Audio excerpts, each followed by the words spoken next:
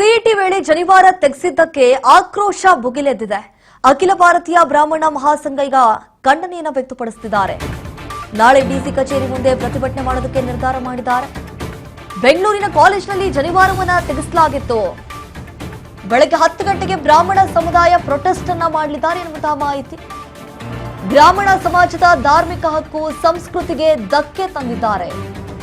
ಇಂತಹ ಘಟನೆಯನ್ನ ನಮ್ಮ ಸಮಾಜ ಯಾವುದೇ ಕಾರಣಕ್ಕೂ ಕೂಡ ಸಹಿಸುವುದಿಲ್ಲ.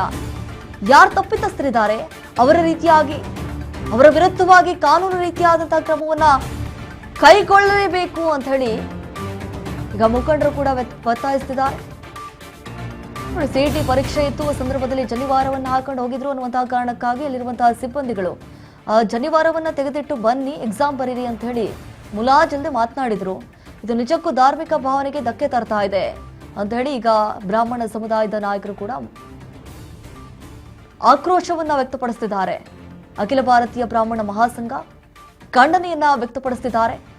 ಸೊ ಇದೇ ವಿಚಾರಕ್ಕೆ ಸಂಬಂಧಪಟ್ಟಂತೆ ನಾಳೆ ಡಿಸಿ ಕಚೇರಿ ಮುಂಭಾಗ ಪ್ರತಿಭಟನೆ ನಡೆಸಬೇಕು ಅನ್ನುವಂತಹ ತೀರ್ಮಾನಕ್ಕೆ ಬಂದಿದ್ದಾರೆ. ಹಿಂದೆ ಕೂಡ ಇದೇ ರೀತಿಯಾದಂತಹ ಘಟನೆ ಆಗಿತ್ತು. ಭರವಸೆ ಕೊಟ್ಟಿದ್ರು ಈ ರೀತಿಯಾದಂತಹ ಘಟನೆ ಮತ್ತೆ ಮರುಕಳಿಸಲ್ಲ ಅಂತ ಹೇಳಿ. ಮತ್ತೆ ಯಾಕಾಯ್ತು ಹಿಂಗೆ? ಅಲ್ಲಿರುವಂತಹ ಸಿಬ್ಬಂದಿಗಳಿಗೆ ಏನು ಸೂಚನೆ ಕೊಟ್ಟಿರ್ಲಿಲ್ವಾ? ಬಳೆ ತೆಗೆಸ್ರಿ ಅಥವಾ ಹಿಜಾಬ್ ತೆಗೆದು ಬನ್ನಿ ಅಥವಾ ಓಲೆ ತೆಗೆದು ಬನ್ನಿ.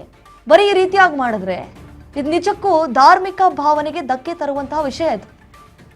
ಸೊ ಇದೇ ವಿಚಾರವನ್ನು ಮುಂದಿಟ್ಕೊಂಡು ನಾಳೆ ಡಿಸಿ ಕಚೇರಿ ಮುಂಭಾಗ ಪ್ರತಿಭಟನೆ ಮಾಡೋದಕ್ಕೆ ನಿರ್ಧಾರ ಮಾಡಿದ್ದಾರೆ. ಬೆಂಗಳೂರಿನ ಈ ಕಾಲೇಜಿನಲ್ಲಿ ಜನಿವಾರವನ್ನ ಏನ್ ತೆಗೆಸಲಾಗಿತ್ತು, ಈಗಾಗಲೇ ಆರೋಪಿಗಳನ್ನ ಬಂಧಿಸಿದ್ದಾರೆ, ವಿಚಾರಣೆಗೂ ಕೂಡ ಒಳಪಡಿಸಿದ್ದಾರೆ.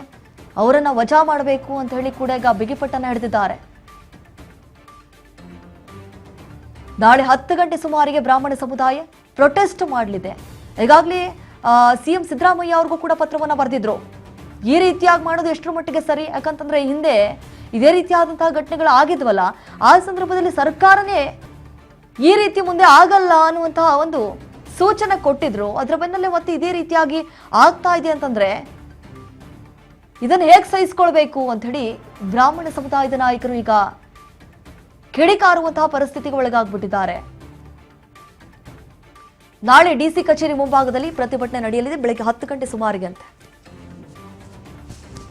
ಈ ಶಾಲೆಯ ಅಥವಾ ಕಾಲೇಜಿನ ಆಡಳಿತ ಮಂಡಳಿ ಏನಿದೆ ಅವರ ವಿರುದ್ಧವಾಗಿ ಆಕ್ರೋಶವನ್ನ ಹೊರಹಾಕ್ತಿದ್ದಾರೆ.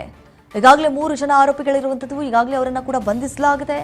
ಇಂತಹ ಘಟನೆ ನಿಜಕ್ಕೂ ನಮ್ಮ ಸಮಾಜ ಯಾವುದೇ ಕಾರಣಕ್ಕೂ ಕೂಡ ಸಹಿಸುವುದಿಲ್ಲ. ಯಾರು ತಪ್ಪಿತಸ್ಥರಿದ್ದಾರೆ ಅವರ ವಿರುದ್ಧವಾಗಿ ಕಾನೂನು ರೀತಿಯಾದಂತಹ ಕ್ರಮವನ್ನ ಕೈಗೊಳ್ಳಲೇಬೇಕು. ಇದು ಅಕ್ಷಮ್ಯ ಮತ್ತು ಖಂಡನೀಯ. ಇದು ಪರೀಕ್ಷಾ ಕೇಂದ್ರಗಳು ವಿದ್ಯಾರ್ಥಿಗಳ ಜ್ಞಾನವನ್ನ ಕಡಿಮೆ ಮಾಡ್ತಿದ್ದಾರೆ. ಇದರಿಂದ ಎಕ್ಸಾಮ್ ಬರೀಬೇಕಾಗಿತ್ತು. ಅಂತ ಸಂದರ್ಭದಲ್ಲಿ ಈ ರೀತಿಯಾಗಿ ಟೆನ್ಷನ್ ಕೊಟ್ಬಿಟ್ರೆ ಅವ್ರು ಏನ್ ಎಕ್ಸಾಮ್ ಬರೀತಾರೆ?